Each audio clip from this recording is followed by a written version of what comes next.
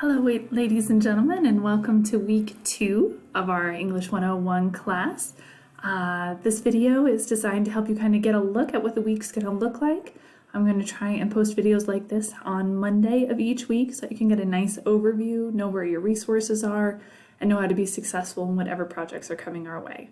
So if we take a look at the calendar tab in Canvas, all you have to do is click on calendar. It's pretty self-explanatory there. Take a look at the week we're in right now. You have begun your reading of Agatha Christie's excellent novel, Murder on the Orient Express. Hopefully you've read through chapters 1 through 5. We're going to be having some questions. You're going to answer about those on the discussion board coming up on Tuesday, so do make sure you have all that reading done by Tuesday.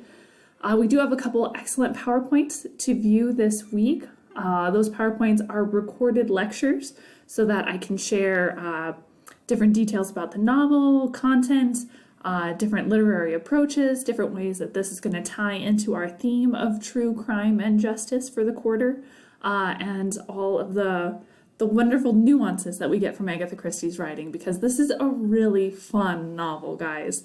So hopefully you're enjoying it as you're getting into it in chapters 1 through 5. I do want to make the disclaimer, and I believe I make this disclaimer in the recording of the PowerPoints as well, but the book is very different than the 2 movie versions that exist. So do make sure that you are reading the book.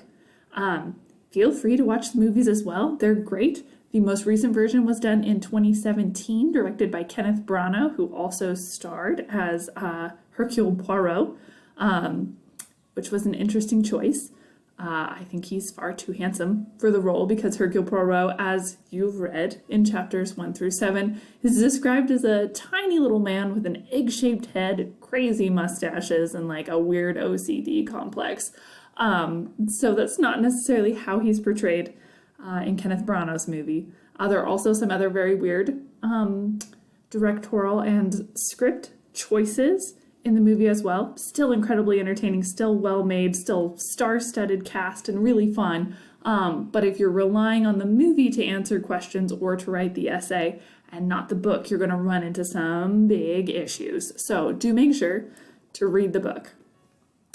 So this week we're going to be viewing a PowerPoint called Murder, Not Muck Duck, for my office fans out there. We're going to be answering some questions on the discussion board. We're going to view another PowerPoint recorded lecture video about close reading strategies and how to get the most out of a text. You're going to be answering some questions about an article called How is Justice Different from Revenge? Looking at those 2 terms, defining them, and figuring out how they operate is going to be crucial in being successful in this essay. So really important to take the time to understand both those terms now as we begin our reading of the essay, so that by the time we get to the essay, we have a lot of really good material ready to support an argument. Then over the weekend, you're going to be reading chapters 6 through 8 in Murder on the Orient Express. So lots of fun stuff coming our way this week with the novel. I do want to just show you where those resources are located for you in Canvas. So if you go to the Modules tab, which of course you're already familiar with, right? Because you used it for the diagnostic essay. We're done with that. So you can put diagnostic essay articles away. We are going to be operating out of the Project 1 Murder on the Orient Express folder for the coming week. So do make sure that you're familiar with what's in here. The first thing you're going to be viewing is the Murder Not Muck Duck PowerPoint. This is a recorded lecture for you. In order to view recorded lectures, as some of you had questions about that, if it is in the form of a PowerPoint, you're going to download that PowerPoint. And it'll slowly come up here. This is the diagnostic essay, so that's not the one we want. The poor computer is thinking so hard. Let's see if it can think faster. There we go. All right, so as the PowerPoint is coming up, you're going to have to enable editing. And then in your screen view, you will see that you've got tabs at the top of PowerPoint. You're going to click on Slideshow, and you will click Play from Beginning. When you click Play from Beginning, it will not only show you the slideshow, but it will also include the audio narration that I've done for you here. So do make sure to check that out. Lots of fun material in this PowerPoint. So do take the time to listen to that lecture. It will get you all set up for Agatha Christie's Murder on the Orient Express. Then we also have some other recorded lectures for this week. You will see that the Close Reading Strategies lecture videos part 1 and 2 are provided for you here. These I've posted to YouTube just because they're a little bit longer. So check those out as well. These are the ones you're going to be viewing this week. We're going to be working in symbolism, historical context, other things next week. So you can save those PowerPoints, or if you want to watch them, feel free to jump in early. But these are the ones we're going to be viewing this week as well. Some other resources you might find helpful as you're reading through Murder on the Orient Express.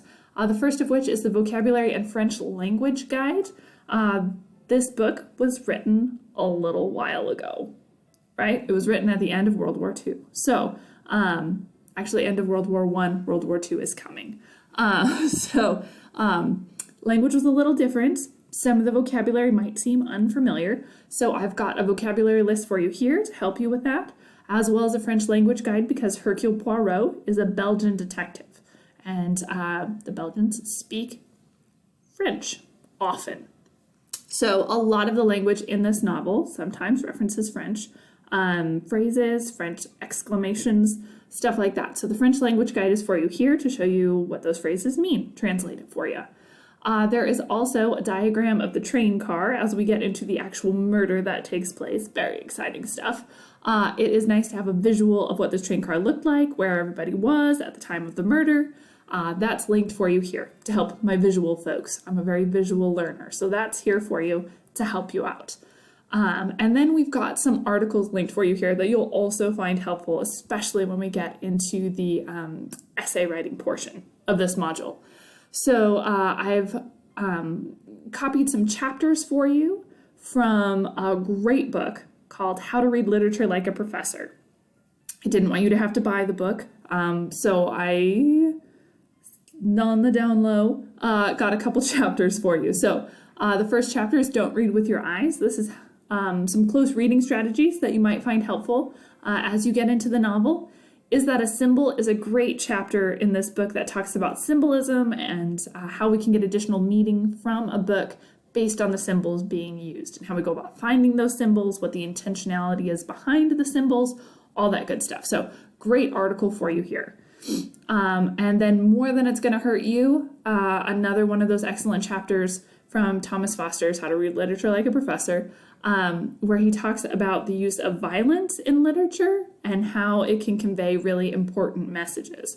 And as you might have guessed from the title of our book, Murder on the Orient Express, there's a little bit of violence in this novel, right? So check out that article as it helps us get a deeper understanding of the reasons why authors might include that kind of content.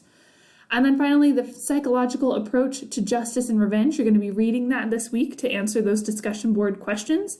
The article is linked for you here. It was originally posted in Psychology Today and has a very well-respected expert in the field of criminology who wrote this particular piece. And he's talking a lot about how do we define justice, how do we define revenge, and why is it important that those two words mean different things? And so do take a look at that. You will be answering some questions on the discussion board to help you dig deeply into that article. If you're one of those folks who likes to look ahead, we aren't going to be getting into the essay this week. But if you like to look ahead, or you know next week's going to be crazy for you and you want to get a jump start, we've got the essay prompt here. This will walk you through exactly what's expected. I will be recording a lecture video that will talk about the essay prompt as well, so stay tuned for that. I'll post it here once I get that done. The rubric will show you exactly how I'm going to grade this. In the coming weeks, I'm going to have you do a thesis worksheet and an outline. So both of these things are available for you to help you be successful. The compare and contrast PowerPoint is going to be the basis for the recorded lecture video. So if you want to take a look at that, it has all the material I'll be talking about in the video as well. So take a look at these. If you want to get a jump start, we'll be getting into those next week and the following week. So that's a quick overview of where we are going this week. Do make sure to stay on top of your reading. Reach out with any questions you have. Once again, do reach out before the due date if you have questions, of course, right? Please give your instructors, not just me, but all of your instructors during this online time about a 24-hour window at least to answer questions, just because that way we know we can get to your question before the due date, right? So if something like the Murder on the Orient Express questions are due at midnight on Tuesday, please reach out on Monday if you've got questions to make sure that I have time to fully address your concerns, dig into the question, get back to you, and we have time for a dialogue then before the assignment is due. Instructors are not required to answer emails over the weekend. I will try and get on and look at your emails over the weekend, but sometimes that's just not terribly feasible. So I'm going to do my very best to check at least once a day over the weekend, but if I miss a question there, do keep that in mind as you're planning your success in this class. The best time to get in touch with your instructors is during the work week. All right, fabulous. If you have any questions, reach out. I'm looking forward to seeing how we all dig into the material, and hopefully you enjoy your reading of the book so far. Have a great week, guys. Stay home, stay safe, and stay healthy.